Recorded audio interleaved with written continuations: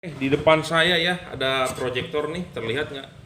Punya Toyota ya, punya Toyota atau punya Suzuki sama saja ya.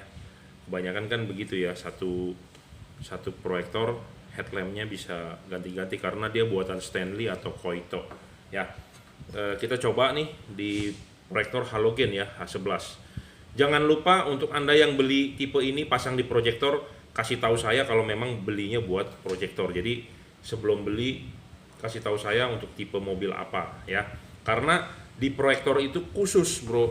Ya, kalau dia tidak fokus atau dia nggak ini, cut off-nya nggak bakal keluar, cut off-nya melengkung ya, segala macam. Jadi kalau di proyektor itu sensitif ya. Beda dengan di reflektor. Di reflektor dipasang nyala ya, geser-geser dikit masih oke. Tapi kalau di proyektor ngaco dikit ya, dia tidak akan bagus outputnya ya. Jangan lupa cara settingnya, nanti barang sampai kita pandu ya. Ada trik khusus cara nyetingnya ya. Nah, kita akan kasih lihat hasil outputnya ya. Nah, ini outputnya.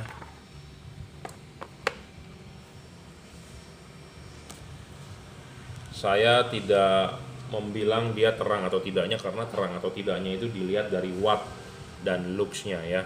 Dilihat dari watt dan lux-nya, bukan dilihat dari hasil outputnya terang atau tidak. Hasil output ini saya tunjukkan adalah bahwa ini cut off-nya bagus sekali ya, perfect ya.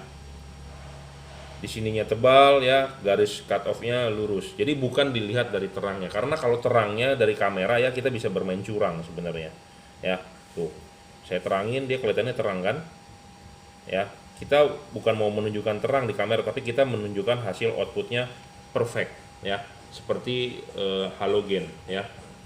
HID pun akan hasilnya seperti ini ya, putih bersih dan cut off-nya di sini tajam ya. Ya, cut off-nya tajam.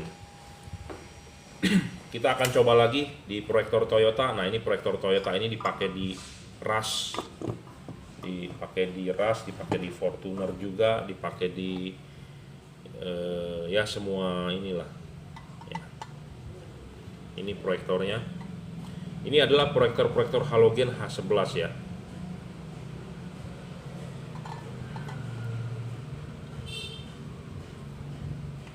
Nah, ini outputnya.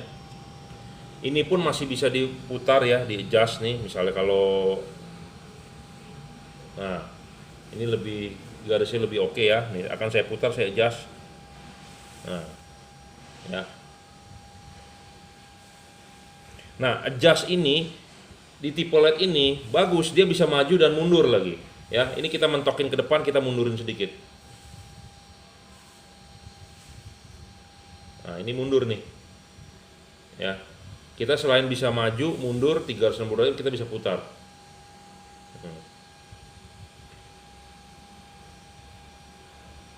Nah, ya, Anda tinggal cari outputnya mau bagaimana, bisa ya. Jadi ini tidak menunjukkan terangnya ya, tapi menunjukkan hasil patternnya, gambar outputnya. Kita bandingkan dengan halogen ya. Jadi bohlam ini perfect. Jadi bohlam ini maksud saya adalah bukan istilahnya bohlamnya dibikin satu ya, tapi soketnya banyak macam. Jadi saya mau jelaskan begini, banyak pabrikan ya, pabrikan bohlam, banyak dia bikin ininya universal ya, semua dia bikin. Nah, dia tinggal kasih soket ininya berbeda-beda. Lu mau soket apa? HIR 2 tinggal kasih ini. Lu mau apa? HB3 tinggal kasih ininya. Nah, LED-nya jadi satu universal. Itu LED begitu mendingan jangan dibeli. Ya, pabrik memang mau gampang bikin malnya cuma satu, dia cuma bikin ininya. Jadi dipasangkan, oh ini jadilah HB3, oh ini jadilah H11. Bohlam yang begitu tak bakal fokus, Bro, ya. Karena Anda tahu tinggi rendahnya fokus itu berbeda-beda tiap bohlam tinggi rendahnya. Ya, makanya di sini dikasih jarak juga, space tuh untuk agak tinggi atau agak mundur. Jadi saya sudah ukur pakai Sigmat, benar-benar dia sesuai dengan halogen tinggi rendahnya ya.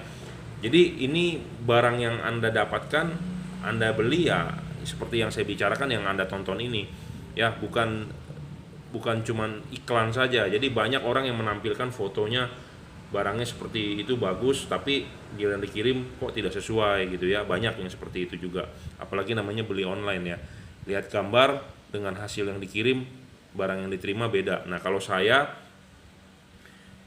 kalau ininya H11 benar-benar H11 gitu ya, jadi bukan asal bohlam ininya saja ya, ganti-ganti ininya saja, bohlamnya satu. Nah kalau itu fokus kan tiap-tiap bohlam ada HB3, ada HB4, ada HIR 2 ya, ada HIR 2, ada H7, ada HB4, ada segala macam ya, tipe bohlam banyak, ada H11, ada H16 gitu ya. Jadi bohlam ininya jangan, pabrikan biasanya bikin ininya satu, dia bermain di sini gitu ya. Nah kalau ini enggak, ini benar-benar H11 karena tingginya sesuai ya. Oke gitu aja, 30 watt ya, realnya sekitar 2400-an lah ya luxnya, untuk tipe single dim ya. Saya ready tipe HB3, HB4, HIR 2, H7, H11, H16 semua ready ya. Kebetulan ini di order untuk all new R3, saya sudah settingkan, saya sudah tesin di proyektor. Oke lah ya. Buat Anda yang mau buat fog lamp pun bisa ya. Di sini ada fog lamp Avanza Toyota, tapi ya begitu, sinarnya warna putih bukan warna kuning ya.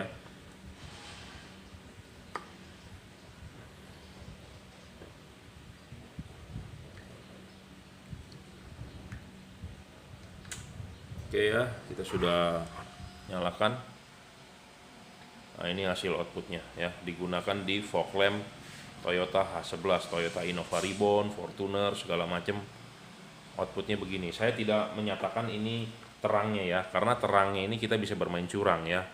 Nah kita bisa terangin, wah terang sekali bro ya, wah redup sekali. Kalau Anda video kan redup begini, orang nggak mau beli ya. Jadi saya ulang sekali lagi ya, kita hanya menunjukkan hasil output pattern ya. Terangnya atau tidaknya itu diukur menggunakan wattmeter dan luxmeter ya. Ingat, terangnya bohlam itu diukur menggunakan wattmeter dan luxmeter ya, bukan dari pattern seperti itu. Anda kadang-kadang suka melihat iklan di online, wah terang sekali ya, dia videoin di jalan gitu segala macam. Nah itu sebenarnya Anda bisa tertipu ya. Saya ngomong apa adanya, Anda bisa tertipu. Kenapa? Karena mengukur keterangan bohlam ini adalah dengan alat ukur wattmeter dan luxmeter ya, di meja, dan harus standar. Bukannya tiba-tiba diukur atau bagaimana hasilnya bisa ngaco, kabur gitu ya. Jadi makanya saya tidak pernah, jarang menyatakan bahwa terangnya itu di jalan seperti begitu, enggak. Tapi kita hanya menunjukkan output patternnya bagus, fokus, tidak silau, tidak kabur, tidak glare ya. Tebal atau tidaknya itu kan dilihat dari terangnya dia atau tidak. Jadi dilihat dari wattmeter dan luxmeter. Bohlam yang wattnya besar, luxnya akan besar. Rata-rata bohlam zaman sekarang adalah 1 watt 100 lux ya, seperti itu.